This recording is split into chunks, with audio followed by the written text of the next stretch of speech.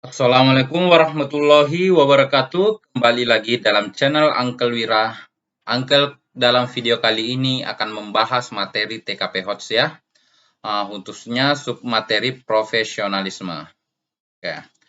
Berdasarkan Permenpan RB nomor 27 tahun 2021. Jadi kalau kita membahas masalah kisi-kisi, kemudian kita mengetahui topiknya tentang misalnya contoh profesionalisme, maka kita harus paham mengapa profesionalisme itu diangkat sebagai kisi-kisi, apa tujuannya. Nah, di sini di dalam kisi-kisi Permenpan tersebut disebutkan bahwa tujuan daripada profesionalisme itu sendiri untuk mengukur kemampuan melaksanakan fungsi sesuai dengan tuntutan jabatan. Artinya seseorang punya pekerjaan, bagaimana dia menjalankan pekerjaannya sesuai dengan tuntutan jabatannya ya.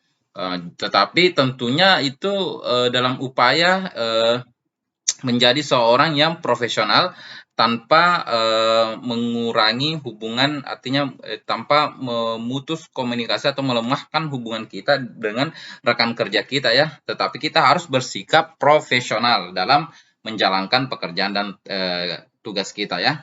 Nah, jadi kalau teman-teman mempelajari kisi-kisi, maka selalu perhatikan tujuan apa yang ingin dicapai dalam kisi-kisi tersebut. Di sini mampu melaksanakan fungsi sesuai dengan tuntutan jabatan.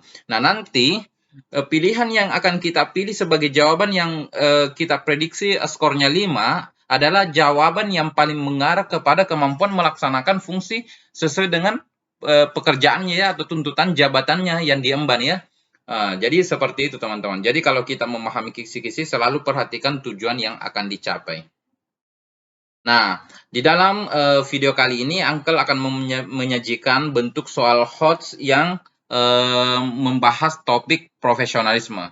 Namun sebelum kita mempelajari soalnya, teman-teman bisa subscribe channel ini, like, share, and comment, serta nyalakan lonceng pemberitahuannya agar teman-teman senantiasa memperoleh informasi seputar CPNS dari Uncle Wira. Teman-teman juga bisa mengikuti bimbingan belajar Uncle Wira dengan cara DM di Instagram Uncle Wira. Teman-teman akan belajar konsep berdasarkan kisi-kisi Permenpan, per pasal, per ayat, per poin, sehingga kita tuntas membahas setiap konsep yang ada di dalam kisi-kisi tersebut. Mengapa kita penting belajar konsep? Karena dengan mempelajari konsep, bentuk soal yang baru yang akan naik di dalam soal SKD nanti, itu juga bisa kita jawab karena kita sudah paham konsepnya ya, konsep materinya. Teman-teman juga akan memperoleh pembinaan 2 atau 3 hari sebelum tes tentang evaluasi pengetahuan selama mengikuti bimbingan, evaluasi kesiapan fisik, kesiapan mentalnya dan psikisnya, kemudian evaluasi strategi apa yang akan digunakan pada saat tes nanti. Jadi segera bergabung di Bimbel Uncle Wira dengan cara DM di Instagram Uncle Wira. Coba kita lihat soal nomor 1. Oke. Anda seorang pegawai di kantor pemerintahan Kabupaten Magelang. Anda ditempatkan sebagai staf bagian administrasi pelayanan pelayanan. Di mata rekan kerja, Anda termasuk orang yang rajin menolong dan disiplin dalam bekerja. Setiap hari Anda selalu hadir di kantor tepat waktu dan mengerjakan seluruh pekerjaan dengan baik. Saat ini kantor sedang menerapkan sistem work from home ya, WFH, atau bekerja dari rumah. Hal ini dilakukan karena kondisi wilayah Magelang masuk dalam kategori zona merah yang memaksa setiap kantor menjalankan kegiatannya dari rumah. Suatu ketika, di saat Anda sementara menyelesaikan sebuah pekerjaan dari kantor, tiba-tiba atasan Anda mengirimi Anda pesan WhatsApp ya, pesan WhatsApp di sini, dan meminta Anda untuk memperbaiki instalasi ya, memperbaiki instalasi listrik yang ada di rumahnya karena beberapa kabel telah rusak akibat gigitan tikus. Hal itu dilakukan karena atasan Anda tidak mahir dalam memperbaiki instalasi listrik. Sementara di sisi lain, Anda juga termasuk orang yang tidak mahir dalam masalah kelistrikan.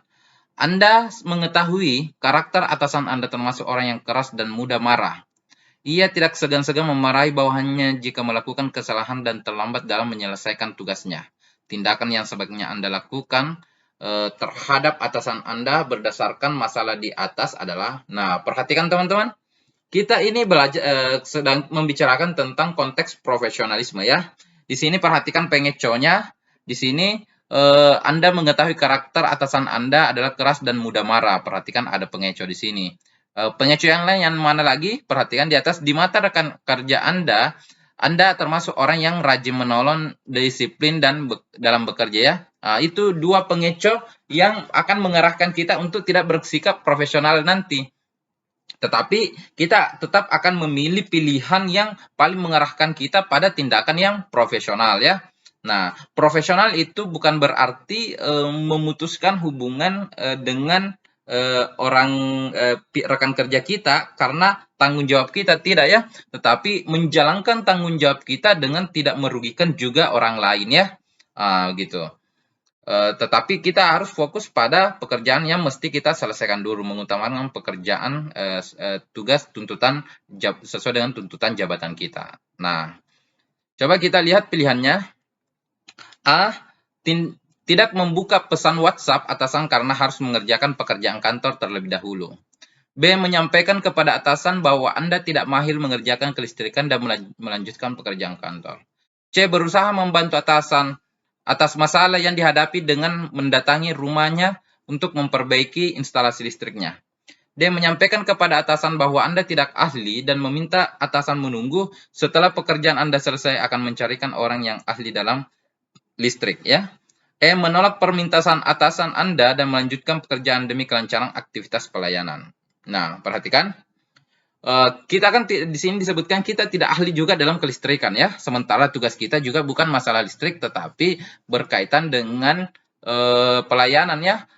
Kemudian masalah yang dihadapi oleh atasan kita itu masalah pribadi bukan yang berkaitan dengan masalah kantor. Nah, pertama, tidak membuka pesan WhatsApp atasan karena harus mengerjakan pekerjaan. Ini ada profesional, tetapi ini dapat menimbulkan konflik ya. Ataukah ini dapat ada tadi di atas disebutkan tentang marah itu dapat menimbulkan kita dapat memberikan dampak kepada atasan kita untuk memberikan mungkin penilaian kepada kita bahwa kita orang yang tidak disiplin dalam bekerja ya, karena kita mungkin terlambat membuka WhatsApp. Itu bisa jadi menjadi penilaian, padahal disebutkan di atas kita adalah orang yang rajin pertama. Tetapi dua itu adalah sebuah pengecoh ya. Kenapa? Karena kita akan mungkin merasa takut nanti dan menjalani mengikuti perintah atasan ya. Sehingga engkau tidak pilih ini sebagai poin 5. B. Menyampaikan kepada atasan bahwa Anda tidak mahir mengerjakan kelistrikan dan melanjutkan pekerjaan kantor. Nah, di sini ada profesionalisme karena ada penyampaian bahwa kita tidak mahir, tetapi kita simpan dulu ya. Simpan dulu ya. C. Berusaha membantu atasan atas masalah yang dihadapinya dengan mendatangi rumahnya untuk memperbaiki instalasi listrik. Nah, kalau Uncle tidak pilih lagi ini karena itu tidak terkait masalah profesional kita dalam bekerja ya. Kita bukan ahli tapi kita mau berusaha membantu dengan memperbaiki instalasi listriknya. Berarti itu itu menunjukkan bahwa kita orang yang tidak profesional karena kita mengambil pekerjaan yang bukan ahlinya dan tidak berkaitan dengan urusan kantor ya. Nah, sementara Anda telah mengerjakan, di soal tadi sebutkan Anda sedang mengerjakan pekerjaan kantor. Dia menyampaikan kepada atasan Anda bahwa Anda tidak ahli dan meminta atasan menunggu setelah pekerjaan Anda selesai akan mencarikan orang yang ahli dalam kelistrikan. Nah, kita simpan. E. Menolak permintaan atasan Anda dan melanjutkan pekerjaan demi kelancaran aktivitas pelayanan. Ini dapat menimbulkan konflik ya.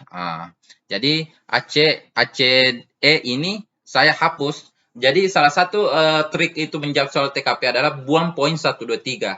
Kemudian teman-teman boleh ketika teman-teman sudah menetapkan bahwa poin 4 dan 5-nya cuma bingung memilih yang mana 4 yang mana 5 karena biasanya berbeda sedikit.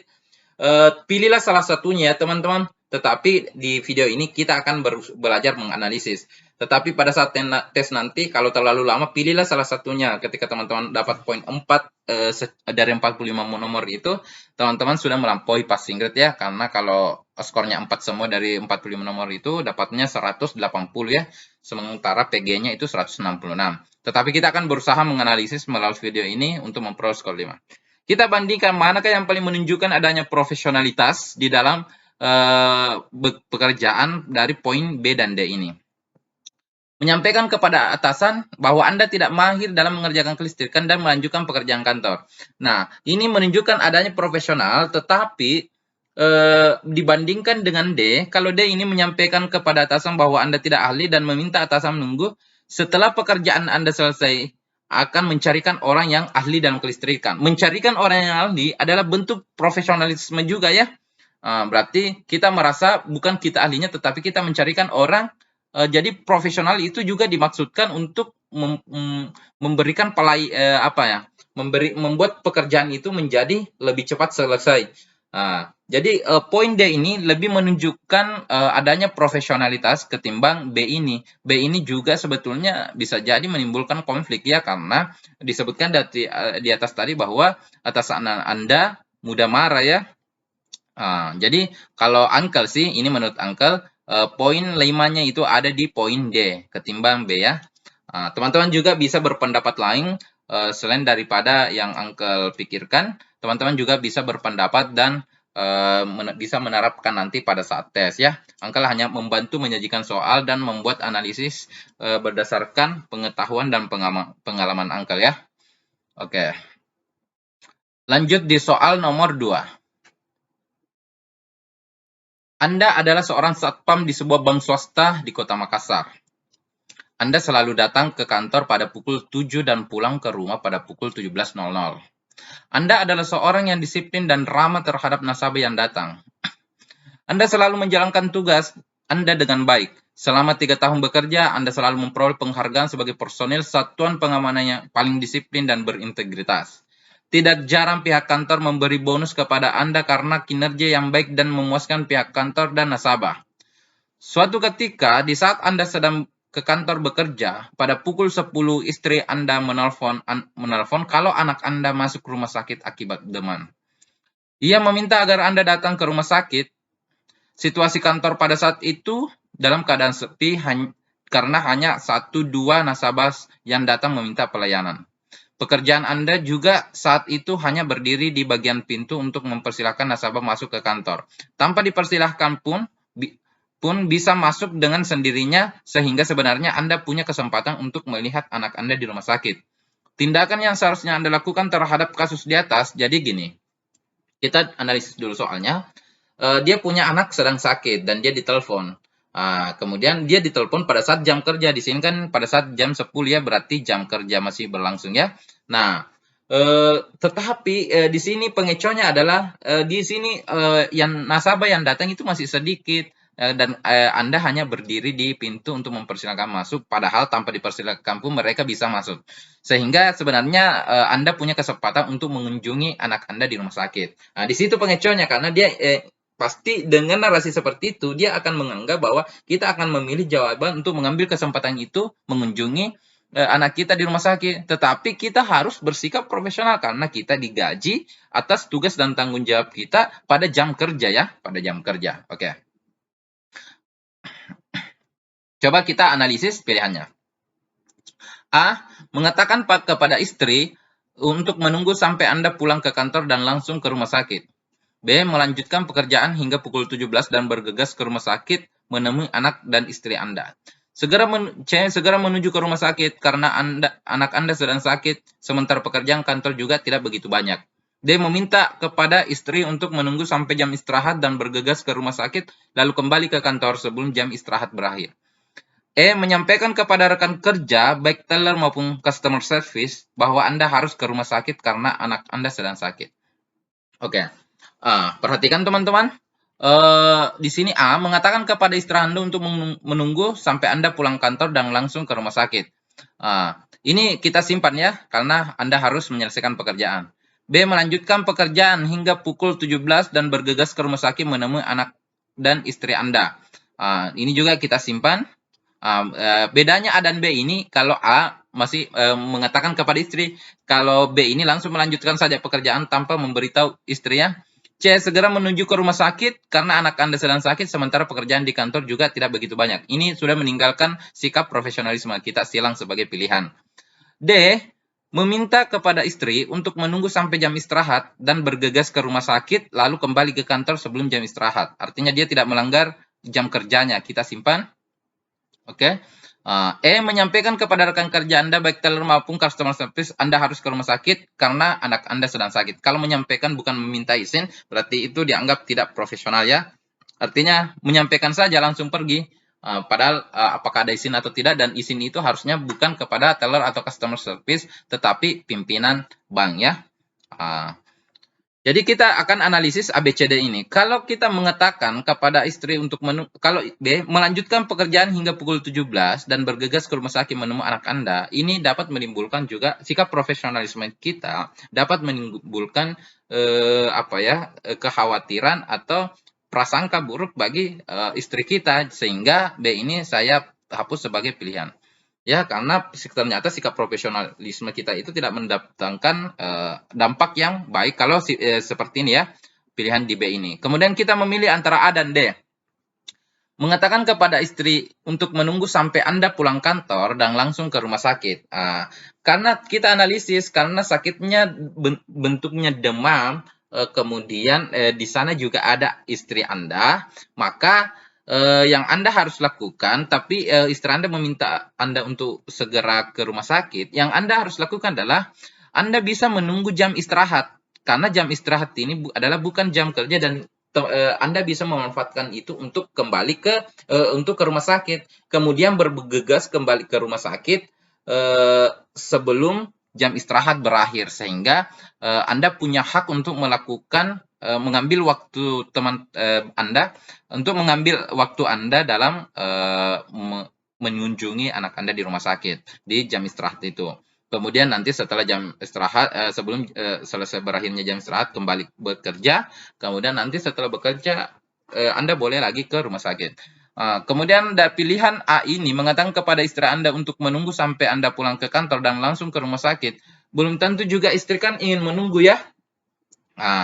Walaupun pilihannya sama-sama meminta istri Anda untuk menunggu, tetapi kalau pilihan A itu kan terlalu lama rasanya, padahal Anda punya kesempatan untuk mengambil waktu, dan itu hak Anda. Itu bentuk profesionalisme Anda dalam mengambil waktu istirahat Anda untuk dimanfaatkan dalam bentuk apapun ya.